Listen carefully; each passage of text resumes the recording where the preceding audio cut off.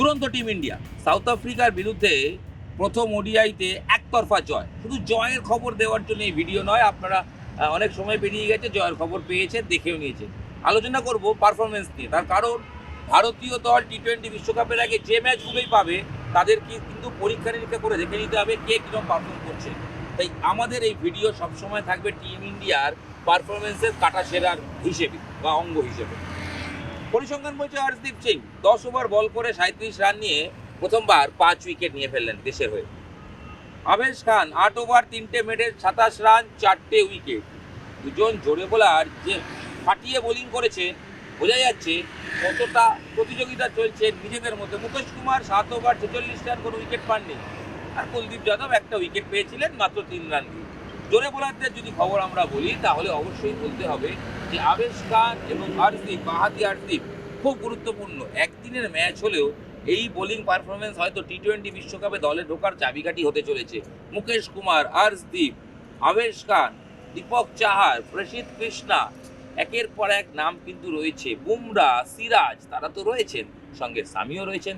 প্রায় এক নিঃশ্বাসেই আমি 7-8 জনের নাম বলে দিলাম, যেখান থেকে হয়তো টি-20 বিশ্বকাপ খেলতে 3 থেকে 4 জন যাবেন। ওই কোন 4 জন হবেন তার জন্য জোর লড়াই। তাই যারাই সুযোগ পাচ্ছেন নিজেরা কিন্তু প্রুফ করে দেওয়ার চেষ্টা করছেন, যে কোনো ফরম্যাটে, যে কোনো মঞ্চে। টি-20 ফরম্যাটের খেলা হলো একদিনের ম্যাচেও, তাই বিধ্বংসী বোলিং পারফরমেন্স ভারতীয় বোলারদের। এবং বাঁহাতি বোলার হর্ষদীপ যে বোলিংটা করলেন তাতে অন্তত নিন্দুকেরাও বলছেন, যারা তাকে সমালোচনা করতেন, না, এই হর্ষদীপ কিন্তু পাল্টে গেছেন। এর আগেও শেষ ওভারে বল করে দলকে জিতিয়েছে এবং যেভাবে মিলারদের বিরুদ্ধে দাপট দেখালেন সেটা কিন্তু কুর্নিশ জানাতেই হবে। তাই ভারতীয় বোলিং ডিপার্টমেন্টে কম্পিটিশন সবচেয়ে টাফ। সবচেয়ে জোরে বোলাররা প্রত্যেকে ছাপিয়ে যাওয়ার চেষ্টা করছেন। আরও কিছু নাম রয়েছে। বাংলা থেকে খেলে আকাশদীপ, তিনি ইতিমধ্যেই একদিনের স্কোয়াডে ডাক পেয়ে গেছেন। নটরাজন রয়েছেন, একাধিক নাম রয়েছেন যারা এখনও কিন্তু আলোচনায় রয়েছে, তারাও বিশ্বকাপ খেলতে চায়। তবে এই 8, 9, 10 এরকম যা নাম বললাম সেখান থেকে সত্যি টাফ ভারতীয় টিম ম্যানেজমেন্টকে ক্রিকেটারদের বেছে নেওয়া। শুধু বোলারদের কথা কেন বলবো, অবশ্যই বলতে হবে ব্যাটসম্যানের কথা। ব্যাটসম্যানের কথা যদি আপনাদের বলি, সাউথ আফ্রিকার বিরুদ্ধে অভিষেক হয়েছিল, ডেবিউ, সাই সুদর্শন। একদিনের ক্রিকেটে তিনি প্রথমবার ডেবিউ করলেন, আর কি করেছেন জানেন? 43 বল 55 রান, নট আউট, অর্থাৎ অপরাজিত, হাফ সেঞ্চুরি অভিষেক ম্যাচে। বুঝতে পারছেন, সাই সুদর্শন নিজে টি-20 ফরম্যাটে নয়, ওডিআইতে নেমেছেন, কিন্তু প্রুফ করে দেখিয়ে দিলেন যে তিনিও তৈরি। অর্থাৎ line up, supply line up ভারতীয় ক্রিকেটের কিন্তু অবশ্যই তৈরি। ঋতুরাজ গায়কোয়াড়, তিনি হয়তো রান পাননি, কিন্তু শ্রেয়াস আয়ার হাফ সেঞ্চুরি এবং ম্যাচটা 8 উইকেটে 200 বল বাকি থাকতে ভারত জিতে গেছে।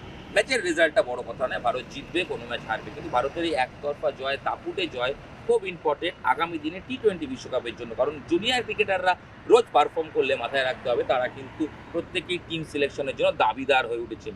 যেমন ভারতীয় জোরে বোলারের কম্পিটিশন বললাম, ঠিক সেরকমই কিন্তু টপ অর্ডারেরও কম্পিটিশন চলছে। সাই সুদর্শন নিজেকে প্রুভ করে বুঝিয়ে দিলেন। ঋতুরাজ গায়কোয়াড়, যশস্বী জয়সওয়াল যেমন রয়েছে, তার সঙ্গে তিনিও লড়াইয়ে ঢুকে গেছেন, কারণ তিনিও কিন্তু সুযোগ পেলে নিজেকে প্রুভ করতে তৈরি। আর তার সঙ্গে অবশ্যই রয়েছেন রোহিত শর্মা, তিনি যদি খেলেন সেক্ষেত্রে কম্পিটিশন আরও টাফ। শুভমান গিলও রয়েছেন, শুভমান গিলের জন্য কিন্তু কম্পিটিশন টাফ হচ্ছে।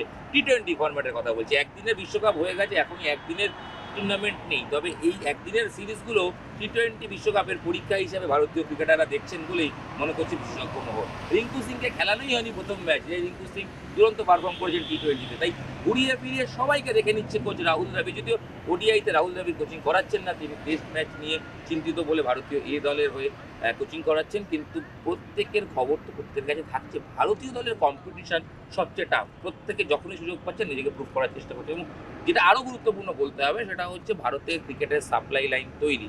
ডোমেস্টিক ক্রিকেটাররা প্রত্যেকে পারফর্ম করছেন। বিজয় হাজারে ট্রফিতে যেভাবে হরিয়ানার সব ম্যাচ জিতে চ্যাম্পিয়ন হলো, সেটাও কুর্নিশ জানানোর বিষয়। ডোমেস্টিক থেকে আসা যে সাপ্লাই লাইন, ভারতীয় ক্রিকেটের সাপ্লাই লাইন তৈরি, এ কথা বলাই যায়। তাই সবচেয়ে টাফ জব হচ্ছে রাহুল দ্রাবিড়ের। তার কারণ তাই সেই সাপ্লাই লাইনে প্রচুর প্লেয়ার এসে পড়ছে, তার থেকে সেরা 11 আর সেরা 15 বেছে নেওয়াটাই সবচেয়ে টাফ জব রাহুল দ্রাবিড়ের। এবং রাহুল দ্রাবিড় কিন্তু কঠিন কাজের সম্মুখীন হচ্ছে বলাই যায়, কারণ ভারতীয় ক্রিকেটাররা যেভাবে সুযোগ পেলেই নিজেকে প্রুভ করে দিচ্ছে। নিউজ 18 বাংলা ডিজিটালে আপনাদের সঙ্গে আমি হিরণ রায় বর্মন ছিলাম। কথা হলো ভারতীয় ক্রিকেটের হাল হাকিকাত নিয়ে। লাইক, শেয়ার এবং অবশ্যই সাবস্ক্রাইব চ্যানেল। ধন্যবাদ।